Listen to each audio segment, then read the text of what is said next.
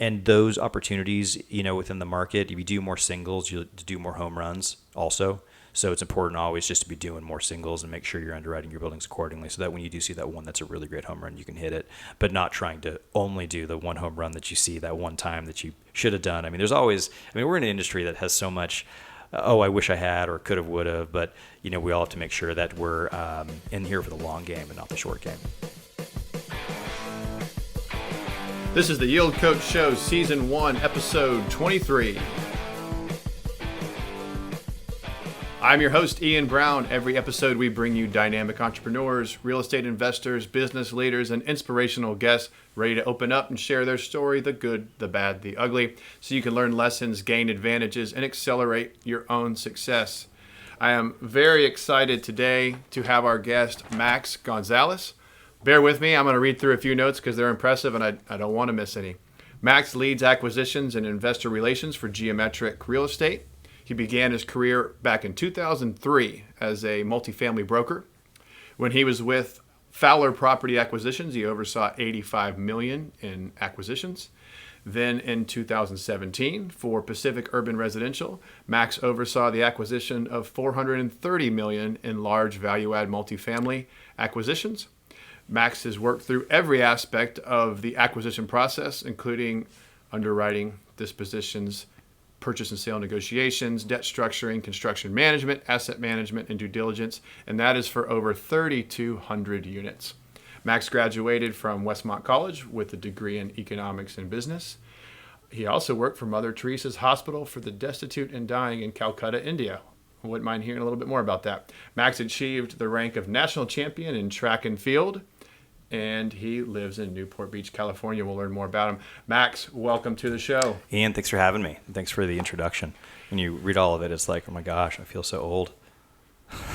I just expect you to fly in with doves holding you up. It really is an impressive resume, and I'm not trying to make jest of it. I'm going to jump right to the bottom though before you can talk that track and field part. So my family, we didn't mention this before the show. My dad was a track coach forever. He had state championship, high school level state championship teams. And then he coached me in shot and discus. I used to be a little bit bigger than I am now. And I threw discus all the way into college. And then my brother, Mark, my youngest brother, he threw at Florida State all the way up. And so there's track and my uncle has a javelin masters world record. So we've kind of got this track and field connection. What was your event? So I was a sprinter. I ran the 200 and the 400, and and track and field was, is fantastic training. I think athletics in general is fantastic training within the business world. And the reason for that is because it really has training for direct correlative hours of worked to results. And, in looking back, I really wish I'd done some other sports instead of track and field. And, I guess I'll go into a little bit of, history just on a personal note. I ran track because as a kid, we didn't have a lot of money. But really, to be really honest, my family, my parents split when I was really young. And as a result of them splitting when I was young, my family kind of just grew up poor, and I don't want to say like we were, starving for food every night. People definitely have, heavier stories than we did. But my mom went back to school because she had to be able to support the kids. My dad was paying a lot of alimony to my mom, and keep in mind, I love both my parents very, very much. They both did everything they could for us. But but that result of the split between them really caused my sister and I to really grow up without a lot.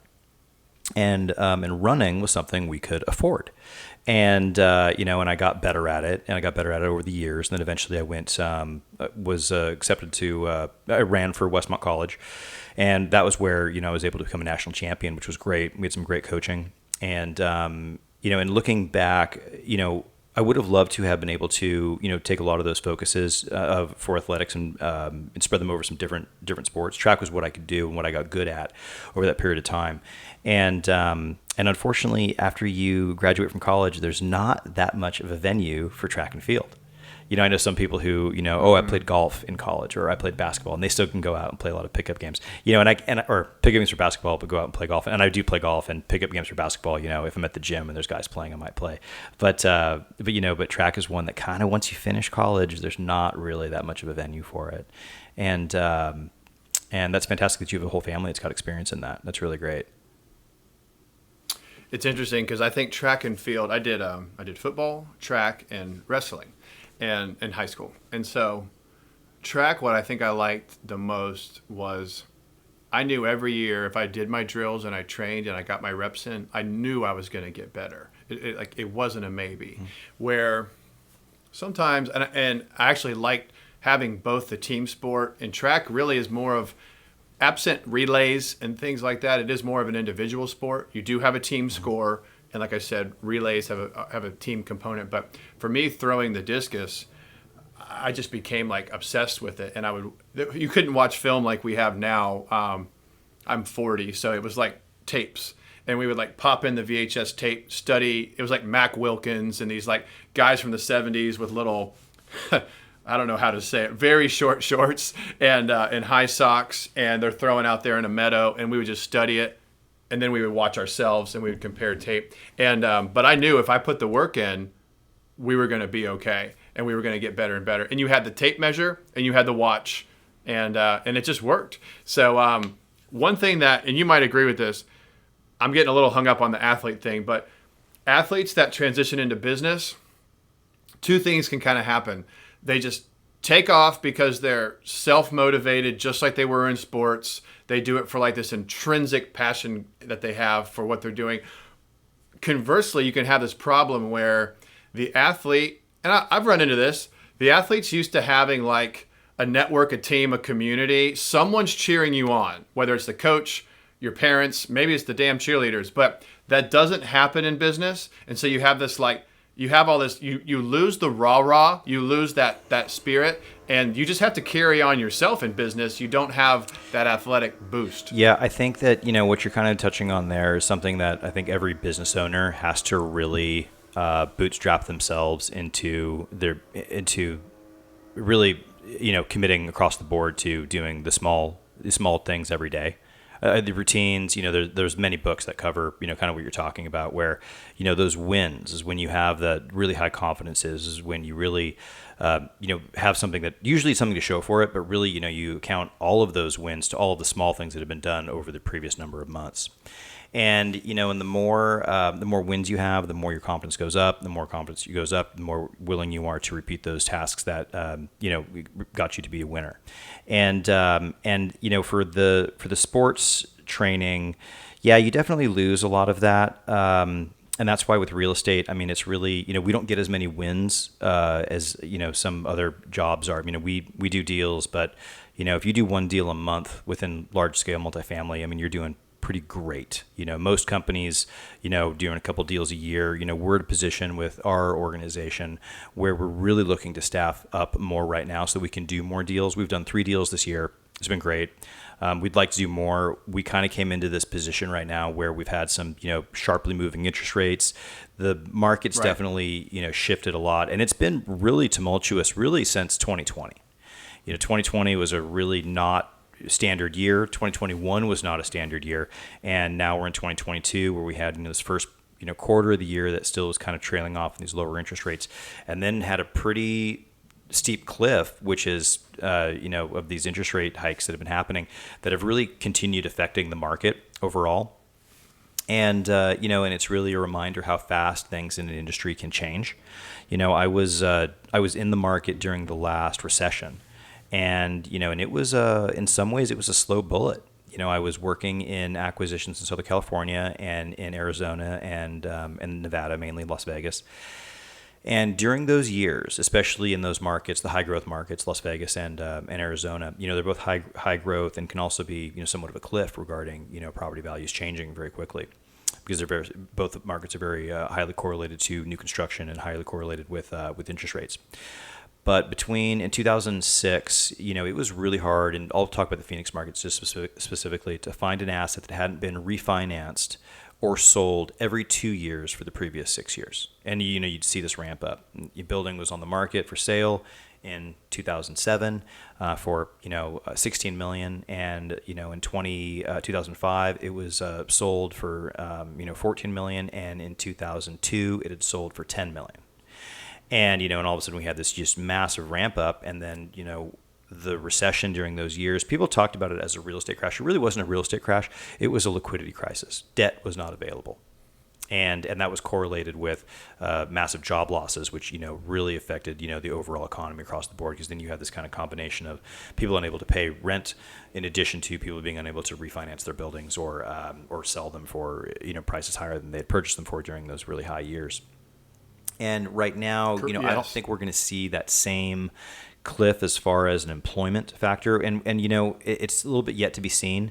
Some of the factors that we've seen in the market regarding the interest rate hikes, they're trying to slow demand. But the reality is the money that has already been printed is out there. Inflation is really here to stay. And some of these policies that they're doing to try to control some of that inflationary demand on a macroeconomic level, I do understand it. But in reality, they're kind of tampering something down to try to make it a more appeasing, slow growth. But now that the money is out, it's really out. And, in real estate, as far as being brick and mortar is, one of the true few things that has value, which is infrastructure. And within this time in the economy, the consumer markets are really they're the lag to really see the effects on some of these interest rate hikes. Those of us in the industry have already felt it very significantly. Our buying power has decreased. We're looking at bidding on assets, or we're looking at selling our buildings and finding out that, the buyers who would have been buying or our ability to go out and gain, creative debt financing is just more challenging. And that's something that a lot of sellers right now, they did very, very well in the market during the last couple of years.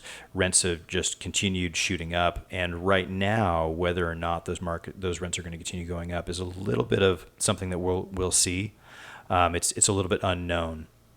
And those factors that we're kind of trying to figure out, has not been on the negative side. We haven't seen there been a big loss of rents. So, so sellers right now in the market, a lot of them don't need to sell. There's not really much blood in the water yet. There are some sellers who, did 3-year debt on deals that they purchased in 2019 that are coming available now. And some of those assets, it's a possibility that some of these guys might need to sell if they can't refinance, and that's something that will be seen. And some of them, if they bought in 2019 and the rents have shot up as much as they have from then to 2002 and there's not a decrease, maybe they just end up in a holding pattern for multiple years. Mm-hmm. And that's something that it takes time for the market to kind of cycle through. I would love to say that there were deals everywhere, but in some ways, a lot of us are kind of trying to figure out where we are in the cycle right now, as we know that we're going to see some more hikes on the interest rates. Yeah, you gave us a lot there. I did. I'll just pull out a couple things. We were both in real estate before the fall of 2008 crash, and there's a lot to say there. But you're right about the liquidity, and especially I was doing appraisal at that time, and so we were doing every asset class. But I did multifamily, and I did a lot of hotel, and there's still plenty of correlation between lodging and multifamily, but new construction loans, non-recourse, 85-90% loan to value, developer fees getting paid, at least portions of them in first draws, some of them. So there was so much incentive to just get the project out the door, get the origination fee, get the developer fee, get it up. Someone's going to buy it. I don't want to go too long on that because here we are in 2022, but we do have a looming potential recession wherever we are. We have a looming correction of some kind. And so I think that's why these conversations on my podcast or others, they do start to go back to discussions of like 2008 more often than they used to. And so, but the debt side, let's just, like you said, back then, there was some lending that I think we learned some lessons on lending, especially in single family residential. Commercially, a sophisticated investor is always going to be able to find more creative debt structures than like a residential buyer. But I did 7 years of title and escrow in between these economic cycles as an attorney in Florida, and I closed a lot of loans, a lot of commercial and residential. These loans, they're just better underwritten. The borrowers are stronger. The borrowers credit. The borrowers have a job. They're not strange loan terms either. Like you don't have. I bought a house in, 2007, and it was 5% down, but it was a 80% fixed and a 15% floater. And that floater, the minute the market shifted, I was upside down and my rate was going up on that 15. And so that product there's not even a product like that residentially anymore, not widely used. So fast forward to today, like you mentioned, the people taking on debt, maybe like in 19, maybe it was a bridge. Where are they now? People having to pay, I haven't had to do this, but people paying really big rate caps on their multifamily financing if it's a floating. So I'm going to pause there because there was a lot that you said, but it got me thinking about cycles, liquidity, and how we take those lessons, peel out what matters, and apply it to today looking forward. Yeah, and it's hard for us really to not remember the last recession. I mean, there's so many of us who really have, almost a PTSD from the last recession. I mean, it was just such a bad point in time, and really what I was commenting regarding those years, I don't think I really finished this particular sentiment, but it was a slow bullet. 2007 prices were, 2006, 2007, things were really at the top of the market. The market starting to, go down. 2008, people, hey, can you get me an offer? We get them an offer. Now, real estate's worth more than this. Next year, hey, can you get me another offer? Get them another offer. Look at their financials. The offer's lower than it was in 2008. 2000 or 2007. And then we got same thing for 2009, and then same thing for 2010.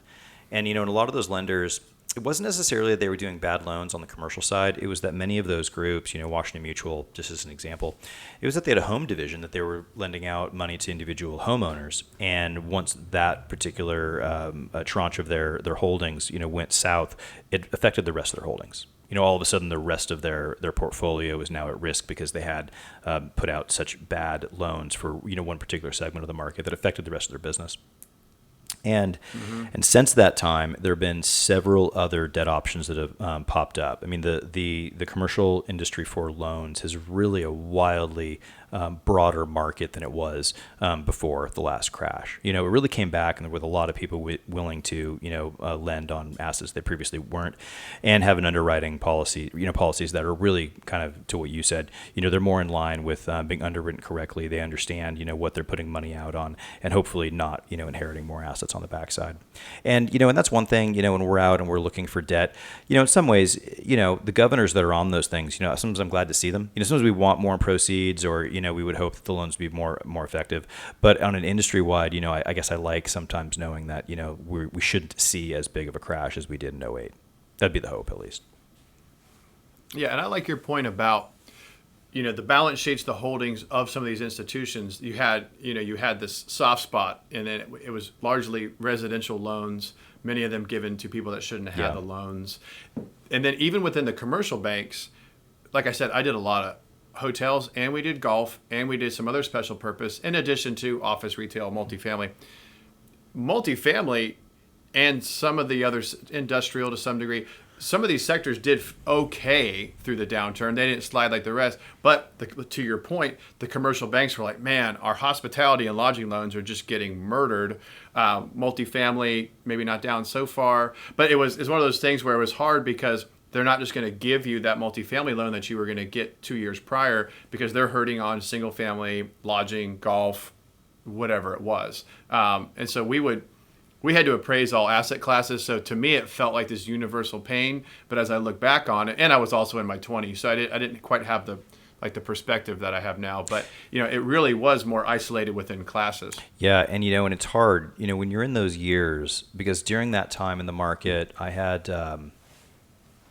when you're doing really well, and people told me this when I first got into real estate, they said, it's a feast or famine market. When I was young, and I, didn't quite get that because I started my career in 2002, and, things were just great. Things were just going great. And then when the recession happened, all of a sudden it was really recognizing there were a lot of very successful companies that just went away. And, in this time in the market, I do think it's going to be different. And I'm a true long-term believer in real estate. And I mean that from the standpoint of just saying that real estate is a supply-constrained market, supply-constrained investment class, that once you get in, really most organizations have to make sure that their assets have, are risk-adjusted accordingly to what the returns should be. And generally, a lot of those risks aren't for assets that have been held for long periods of time. They're assets that have been held for short periods of time or have been refinanced too aggressively. But if you have an asset and you've owned it for 1, 2, 3, 4 years, your asset is significantly more secure than an asset you purchased in the first year. Those first 2 years are the times that people are really trying to make sure that, they can get through their stabilization window for their construction period. They can get out of their bridge financing. They've got the bridge financing for the purpose of bridge, which was just to fix a concern. They were going to do something at the asset that they needed to use bridge for, and they were going to put on long-term debt. And that's one thing that, we were seeing a lot of in 2021, and I didn't get involved in this, but there were a lot of organizations that were purchasing assets on bridge where there really wasn't a bridge component to the deal. They said, oh, well, because normally bridge would be for a construction project, or there's a stabilization that needs to occur at the asset. And in some cases, they were just saying, oh, we're going to put bridge on this asset and we're expecting to see a 20% rent growth over next year. And that's how it's going to get us from our, sub 1 DSCR to 1.25 DSCR, whatever it is, the asset level. And, and some of those groups now are potentially the ones that might be, a little bit of hot water because there was so much aggressive buying during those periods. And, when I talk about, real estate on the long-term basis, we all have to figure out our investment structures to, present to our investors, methods or the metrics that really are accurate for what we're hoping how the building is going to perform as whatever business model we've written for the asset. And on an operations side, we generally will look at the asset and we'll have the business plan written and we'll say, all right, this building's going to have a 3-year hold, a 5-year hold, but we also are just making sure that if we have to make that 3-year hold a 5-year hold or that 5-year hold a 7-year hold, that those things work. And, because once the investors are on the bus and we have this investment, we're all going to be doing what's in the best interest of the investment for the investors. And that might mean we might have to pivot plans. There was, a building that maybe had a, bridge financing that, we put on it, but we have to make sure that if we can't refinance that building, that bridge product is not going to be a problem for us. And those are things we're always paying attention to in the market to make sure that the investor's principal is protected. And that's something that actually, it's funny because in this time of the market, a lot of my experience in the last recession has actually been very valuable, because there were certain things that I did not get involved in last year that I kind of saw. And I just kind of said, look, this is really, a heated time. And did I miss on some opportunities? Yeah, we all did. I mean, there's certain things last year that we probably all saw a deal. They said, hey, we could have bought this and sold it the same year for this other number. And those opportunities, within the market, if you do more singles, you do more home runs also. So it's important always just to be doing more singles and make sure you're underwriting your buildings accordingly so that when you do see that one that's a really great home run, you can hit it, but not trying to only do the one home run that you see that one time that you should have done. I mean, we're in an industry that has so much, I wish I had or could have, would have, but, we all have to make sure that we're in here for the long game and not the short game. And Max, I feel fortunate to have you on the show with your 3,200 units that you've gone through the acquisition process from underwriting and closing 3,200. I think that I'd be remiss if I didn't ask you for, kind of some jewels or takeaways like that you might have. Let's focus more on the acquisition side because right now we kind of know the challenges of disposition. The rates are going up. There's fewer buyers. That does create potentially a buying opportunity if you're like the stronger seasoned guy that can get the loan that maybe the new syndicator can't. But with 3,200 units under your belt, in that process, are there some, I don't want to say rules of thumb, that's so cliche, but are there some things that are very palatable, tangible things? Like as you look at an asset, I know some people are like, I want $300 to $500 a month in rent growth in my units, and I want to be able to do it for XYZ. I mean, given that you're a value-add multifamily investor, are there things that and maybe speak to what you're looking to buy now and kind of package that if you could for me? Sure. So most acquisitions, there's acquisitions officers out there, and they'll talk to a broker, and the broker will say, well, what do you buy? And they'll say, well, we'll buy anything. And that's not really accurate. What they're really saying is I'll buy anything for a price. And, and what most of us in the industry find out is that we would buy anything for a price, but we also find out that our investor pool becomes very niched. And what I mean by that is when you're doing these acquisitions, you find that, once you've greased the tracks with an investor base, it becomes easier for them to invest with you. And for, myself very specifically, I'm a multifamily guy. People call me up on other deals. Hey, I've got this mini storage. Do you want to look at it? I've got this, multi-tenant medical office product. And the reality is that the learning curve for me to learn those products becomes very difficult. My investors aren't accustomed to that. If they call me up on it, on a product like that, I really won't be able to speak to it, intellectually. I mean, I might be able to talk about it from an overall market sense, but the reality is that my true knowledge is in the multifamily space. And that also caters to a very particular investor base and a very particular lender base. So when we talk about 3,200 units, in some markets, because that was primarily in Southern California, Arizona, Texas, and those were markets that I've transacted in. So within other locations, and I guess I'll talk a little bit on the corporate side. On a corporate fund level, and what I mean by this is, if you've got an organization that's placing money for, I'll call it pension funds or some, Wall Street capital, that capital becomes very, very, very, very niched. And what I mean by that is some of these pension funds, they might have many equity advisors for their entire fund. And so let's just imagine that we've got $100 million worth of investable dollars that a pension fund has. And this $100 million needs to grow to pay out the pensioners who are eventually going to be retiring. And they need to make sure that they're constantly able to pay out the pensioners' demands, I shouldn't call it demands, but requirements of the pension, along with cost of living adjustments. And as a result of that, this, $100 million will get segmented. You'll have, I'm trying to make sure I can see this on the screen here, but out of that amount, you've got 50% that are stocks and bonds, a portion stocks, a portion that are bonds, and another portion that's alternative investments, which is generally real estate. But if you were to expand that real estate portion, what you'd find is that even within that, it's further segmented. You get that organization hires one particular fund manager to manage their industrial portfolio, another one to manage their multifamily portfolio, another one to manage their ground up portfolio. And if you were to look at that even further, you would find that it's not industrial nationwide, it's industrial in Texas. The multifamily is West Coast markets. There might be another fund manager that does Texas, another fund manager that does Florida. And as a result of that, they end up getting very, very niched returns.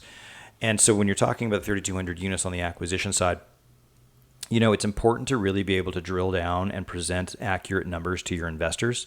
And the only way you can do that is really by being a market expert in one particular way. Because when a building comes up, someone says, hey, well, how do I know this is a good opportunity? How do I know that this is a good deal? And the answer is, well, you have to underwrite every deal in the market to figure out if it's a good deal. And if you've been tracking the market for the previous 6 months, a year, 2 years, 10 years, that's how you're going to be able to really know if one deal that comes up, if it's a better value than the others. Most all of us can look at a building and we can, take courses to underwrite that particular asset in one particular period of time.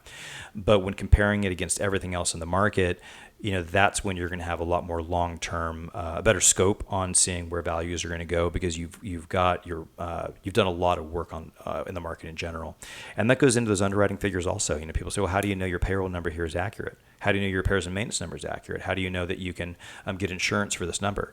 Well, if you're underwriting every building in the market, you can figure those things out. Or you should be able to. You should already have your thumb on the pulse of the market to be able to know your answers to those particular questions.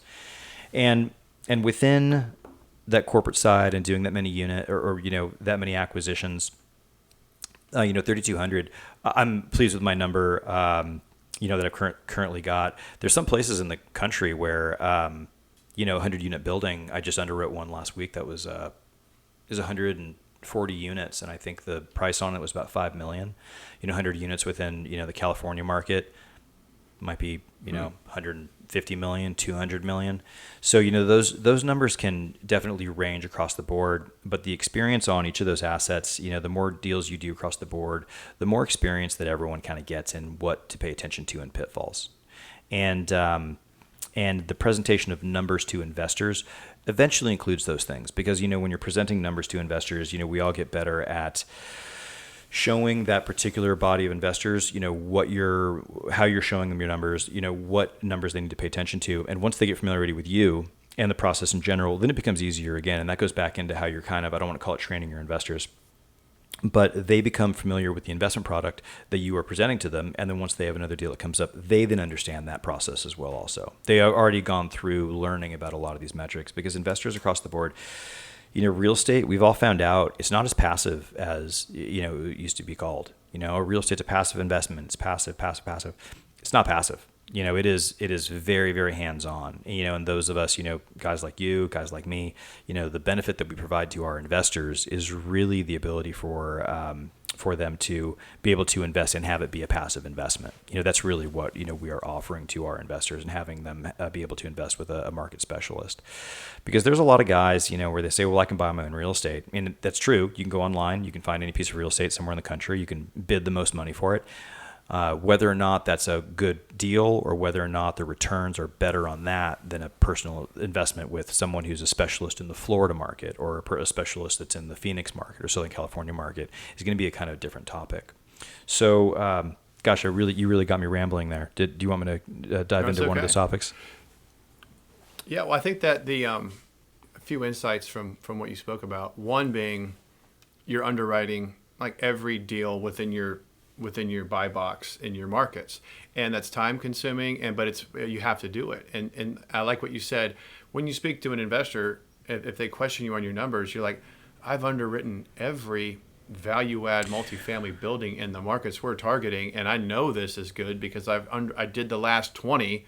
And then of course, the more you own and operate, you have another level of credibility. Look, we own 6 buildings like this in this market. This guy is way high on his expenses. You can trust me because I'm doing it right over here. And that carries a lot more weight. But you have to do the work, whether it's underwriting or eventually owning and reporting, to get that credibility. That was one takeaway. One thing that I used to get my hand slapped for was using the term good. And good, this is the kind of term, this is a good investment. We all use those terms. But the kind of comment that I got was, is a good is relative. You can't buy good. Sure. And, eventually it was, how do you know this payroll number is accurate? And the answer was, the data points in the market indicate that this building that's located within 1 mile away, this building's located 2 miles away, this building that's located, here down the street, that has this many units, we've underwritten, and shows that we've got, a payroll number per unit of 1,600 per unit, which is how we can, know that we're going to be able to staff this, property appropriately, given the data points in the market.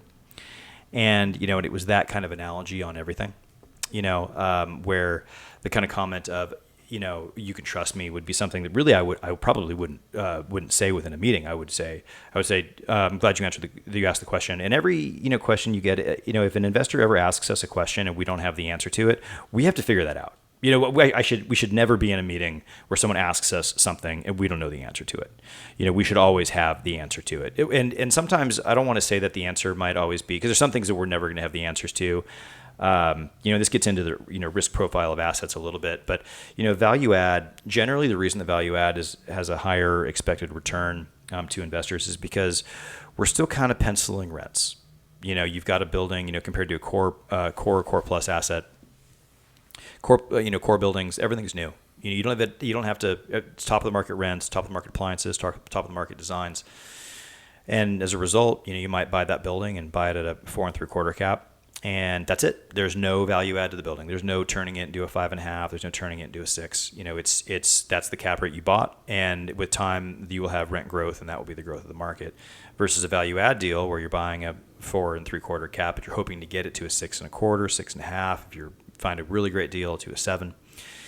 But those target rents that you're calculating out there, we don't quite know what they are. We have to go through this business model to, improve the units, and all of a sudden these amenities on the insides of the units become more speculative. And what I mean by we're not always going to have an answer for investors is we can do as much homework as we can, and to figure out, how a building, what the rents should be at an asset and how we're calculating them out. And the answer of I don't know is the one that's never appropriate, because we're all going to go out and we could do further and further analysis on these deals and hopefully get as granular as we can with getting a correct answer for an investor. But we have to, really use as many data points as we can to be able to calculate those things out. And if an investor ever asks us a question, hopefully we've done our homework to such a degree that we can show them the calculations and the mathematical equations we use to be able to say, this is how we calculated out this target rent. But within investments, they're investments. There's risk. And that's the reason that we try to minimize that risk as much as possible by doing all this extra analysis on how we're calculating out these figures. And we do live in a day and age where we're blessed with great resources, great technology, great data points. And I did not a lot of this, but I did a handful of CMBS loan restructurings with a business partner. And in that case, you're negotiating you're restructuring an existing loan. It's really not an easy thing to accomplish. But to your point, the only way I'm going to get a lender or a servicer to possibly modify loan terms is to just bolt on all kinds of data points and say, look, this is why this building's, of course, we're negative when we're restructuring debt. We have a pessimistic posture, but we're saying this is why this rent's never getting above this.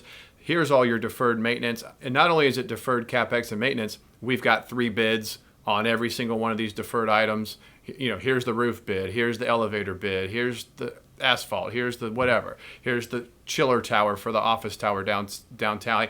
So we had TREP is one of the big reporters for all CMBS loans.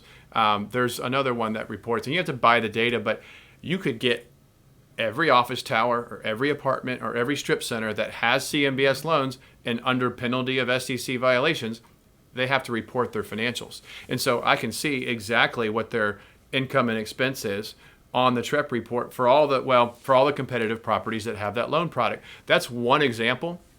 But to your point, you need to be able to get back to your investors with real data points, not just like come on, bro, trust me, wire me your money, let's go.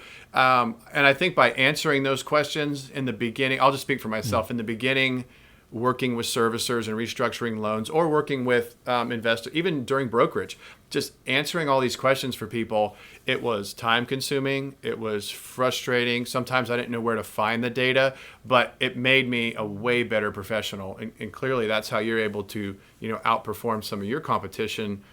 You've been, since 2003, you've been doing this and gaining data and giving, detailed responses. Yeah, and it's funny. I think that sometimes being a little bit blind about some of these, some of the potential pitfalls within a building, I think it suits a lot of investors, to be really honest. There's some investors where, there's kind of a take action over analysis. Sometimes I kind of get it, and if we didn't have investor money, I would love to do that more if it was just my own money. If it was only my money to risk, then that would feel a lot better. But when we have investor dollars, unfortunately we can't do that. We have to be really selective with the investments, because sometimes within the market, we can all overanalyze buildings. We can overanalyze buildings, and we can talk ourselves out of them. We talk ourselves out of the investments, and in so doing, don't give our investors the opportunity to be investors. And oftentimes investors, they do understand that if you want to do an investment, they want to be in the market, that there is risk that you have to, just accept and recognize that it's there. But it's something that, some investors, that they have never had a black eye from the industry. They've never had something happen that's gone south. They do a deal. Maybe that problem that they saw, never turns into an issue. Or sometimes if the market turns, some of those problems people didn't think were going to happen are now big issues. I am still waiting to hear more about deals that people bought in 2021 where they were waiving their DD. There were so many deals in 2021 where it was all cash bid day one. There was no DD. You could do a DD after you had already gone hard on the property. That's when you could actually access the units, but not beforehand. And and guys were bidding over each other to do those things. And in some cases, probably didn't pay the seller as much money as they could have, because they had to, hold a little bit back in case there was a massive roof issue. There was a plumbing issue. There was, a couple of hoarders in there they didn't know about. And those things are things that a lot of guys inherited some risk in regards to just the market being what it was last year. And, and within the real estate market, we all have risks that we see that we just have to work through. There's no building that you can underwrite perfectly. We do as good as we can. And then once we're in the trenches, then we have to do as good as we can to manage it and figure out, what we're going to do on the go forward. And just one observation from a comment earlier about not every investor wants a granular level of analysis. Some just are like, Max, I love you. Here's my cash. Give me back 2 times that or more in 5 years or less. Generally, they want to know that I've done the granular analysis. they want to know that if they ask Exactly. for it, I can send it to them. That's generally the way it goes. Yes. And and with some investors, they they want to make sure that it's been done. But sometimes, getting the work, we might send them a report on something but we always wanted to answer their question. And this just goes back to my own personal note. I mean, when we get a deal, the first thing that we'll do is we'll write an initial memo that will go out to our initial investors that we're on the phone with all the time. So if we're in communication regularly, because our investments will fill up. The last one we did, we had a couple of investors who called us up after they just got to us too late. We had already filled the investment, and they weren't able to invest. And they said, well, how do I get involved earlier? And I said, get involved in the early memo process. But we'll write an initial memo, and that memo will go over everything within the building. And generally, when I'm writing that memo, I will go through my own template. And if there's anything I've missed, the memo doesn't go out.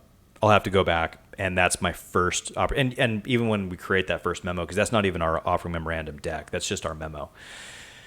But we'll do that first memo, and and I've done a ton of these, and I'll still after we're in DD on the building, I'll still find these things that we didn't know, and every time we do another one, we have to add to those lists of those things that we should have included, and because it's a constant learning process. It will never not be. It will always be a process that we're getting better and better and better at these things. But that initial memo usually helps us really formulate our thoughts, because when you're in the throes of a deal and you're finding one and you're working through it, and you're working as fast as you can on one particular problem, but maybe because you're so focused on that one problem, you're missing some other things that you should be paying attention to.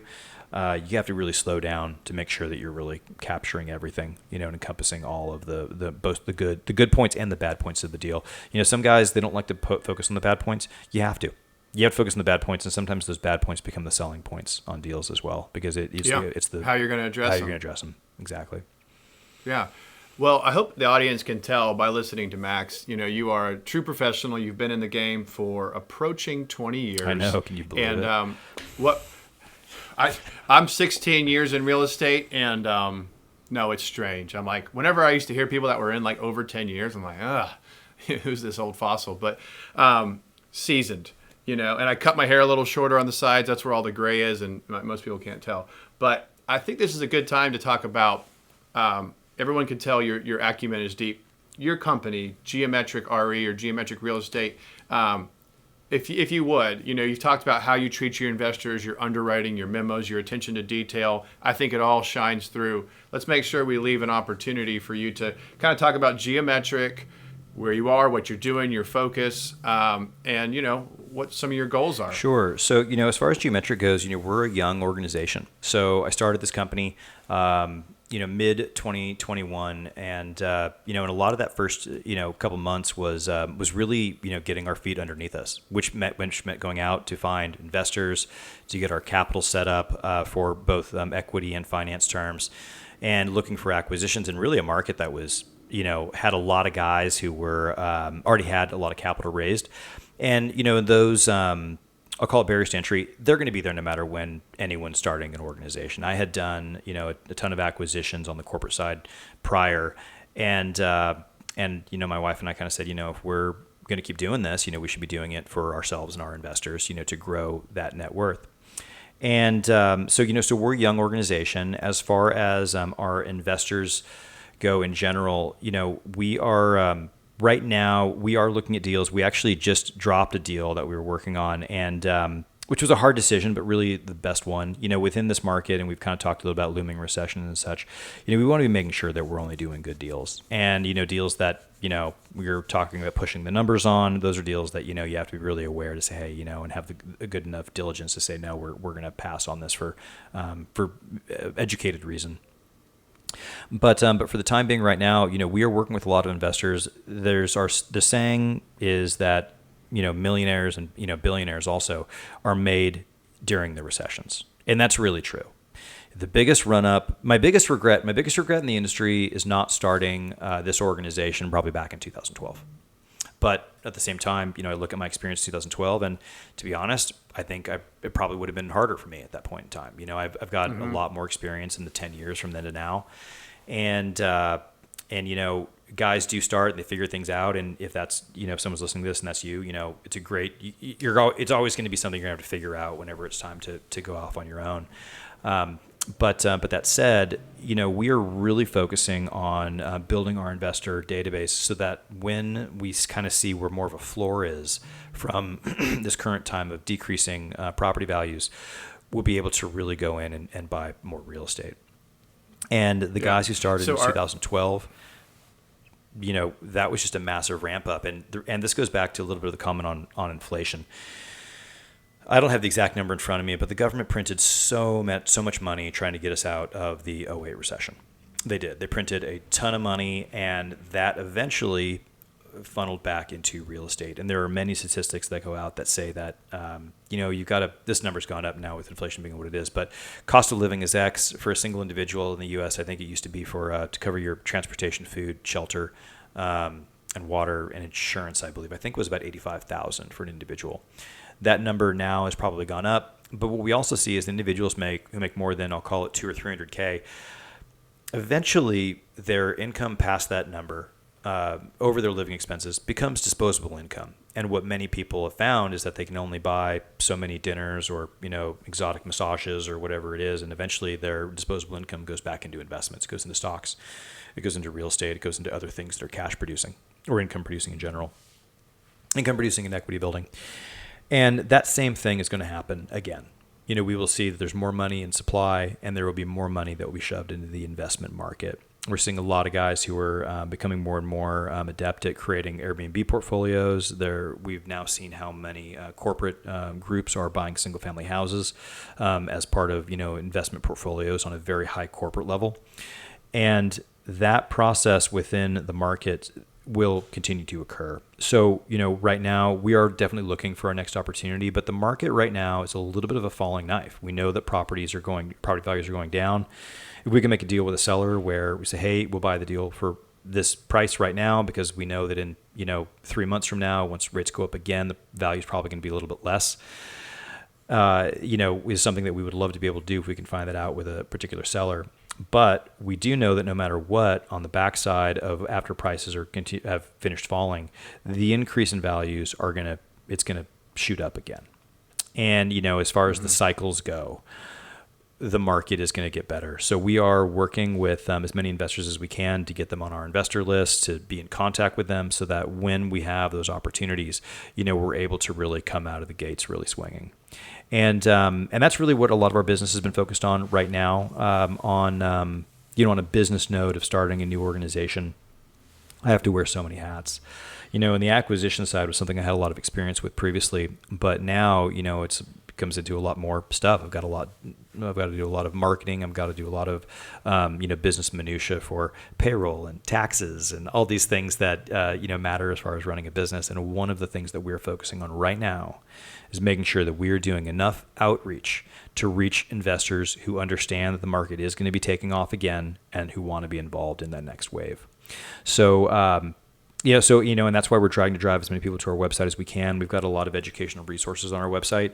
I'm very accessible to anyone who's a potential investor who wants to get involved in the market. And the more of those people that we can be in contact with, the better. So that's really what we're really focusing on right now.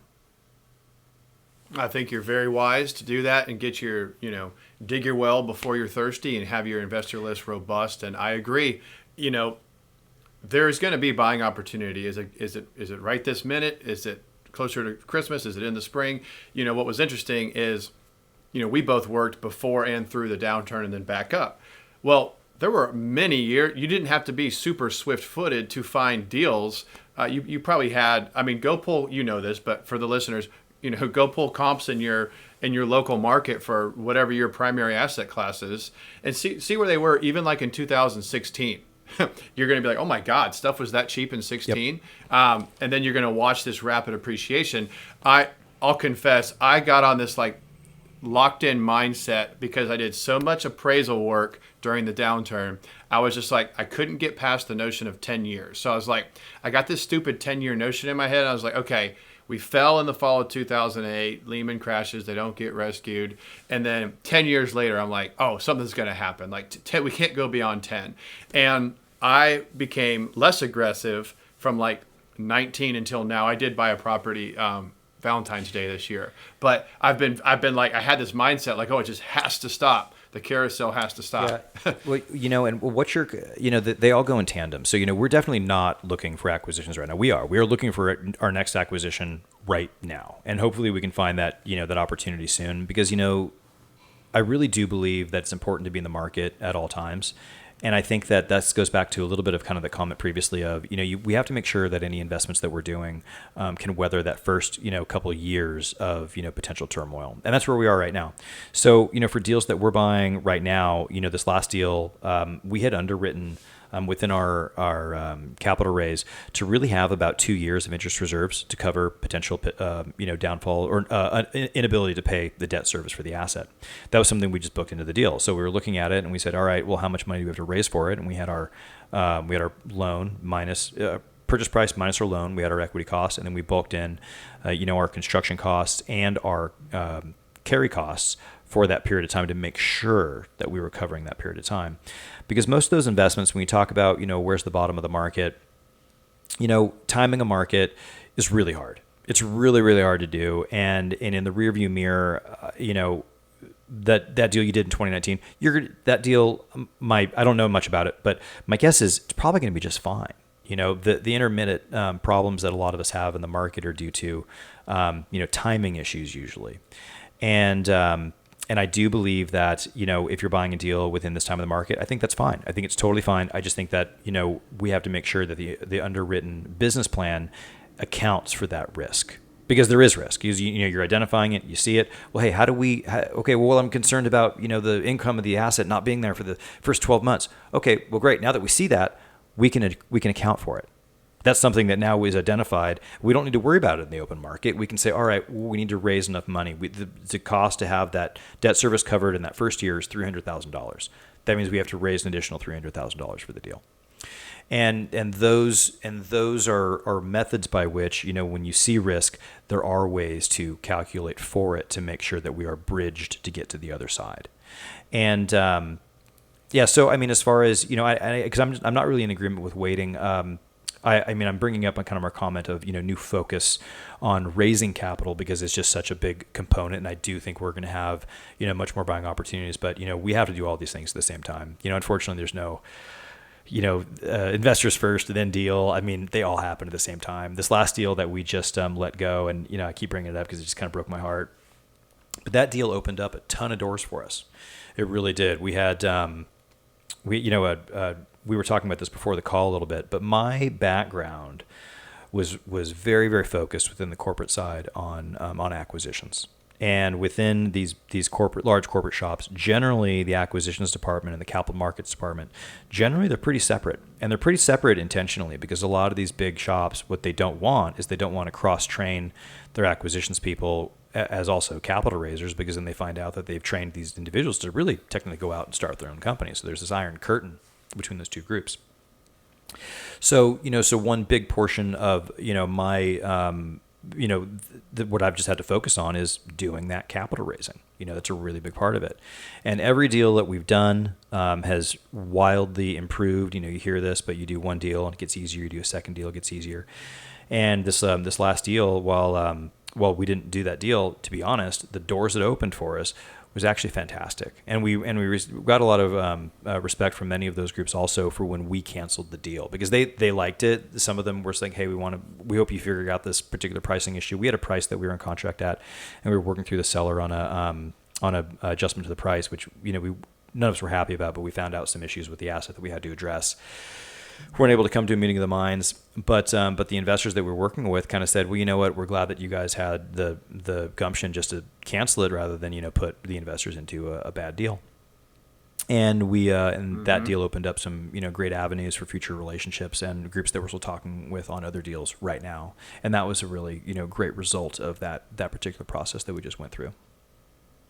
That's great. And it shows your character as a sponsor. And, you pulled out of a deal that maybe another group might have just gone forward because they're going to have likely acquisition fees, and there's a benefit to closing it, and maybe you can try and problem solve later. I believe you did the right thing.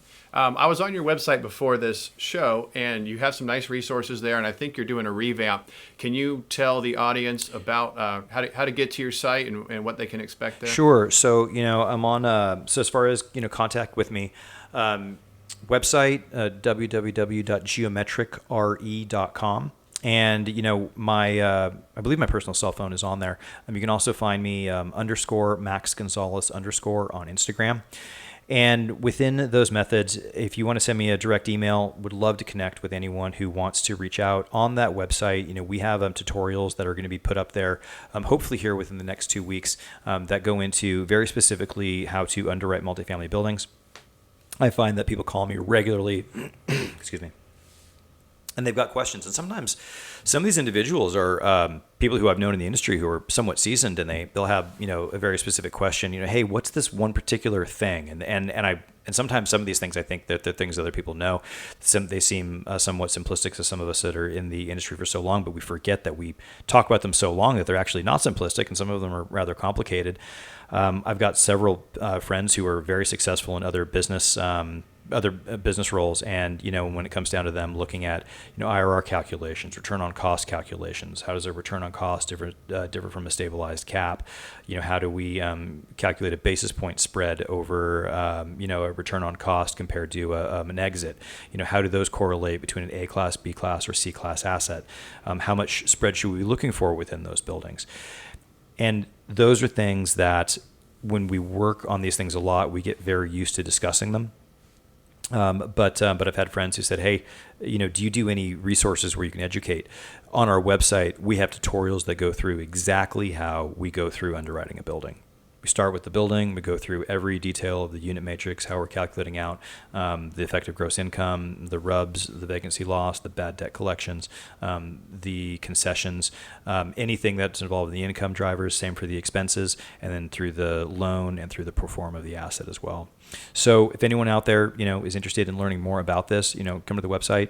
You can connect with me if you want to be an investor in one of our deals. We would love to connect with you for that process as well.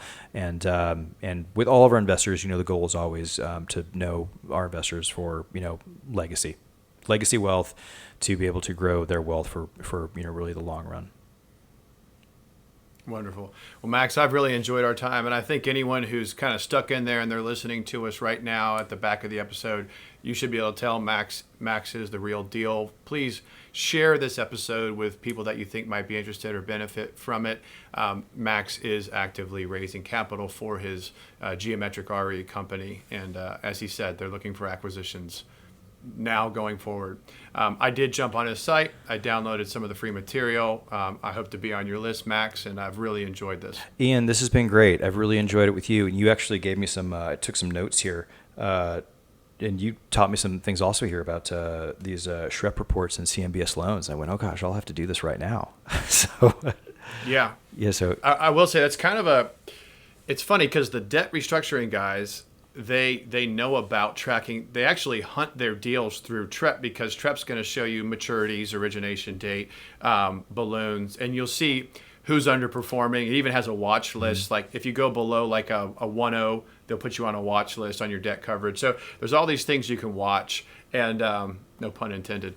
And then they have special servicing, so you can see the ones that are actually defaulting. I will say lately, special servicing rates super low because the economy's been robust. Yeah. However, let's say you don't use it for the purposes that I used to use it for. You can export all that data, all those properties that are in your market with CMBS loans, competitive to your market and asset class, and you have a P&L reporting. And to my knowledge, it's subject to SEC penalty if they lie. I mean, this is part of the reporting of it. So you do have to buy the data, but I mean, you kind of have to buy all the good data these days. Yeah. But I think if I don't have a big capital division right now. I do some small partnership. We may be raising money in the future for stuff in Jacksonville, but I think it's a great way for maybe an early investor to feel good about their numbers, cross-reference them against a bunch of other assets with CMBS loans. You can get the reporting. That's great info. Ian, it's been really great. Thanks so much for having me on. Yeah. All right, everybody. I really encourage you to check out Max at his website or on his social media. And as always, rate and subscribe if you like the show. Share it with a friend, and it helps us grow. I didn't mean to rhyme that, but sometimes you get lucky. As always, this is the Yield Coach Show. Ian Brown signing off and reminding everybody to lace up and leave it all on the field. Coach Brown, out.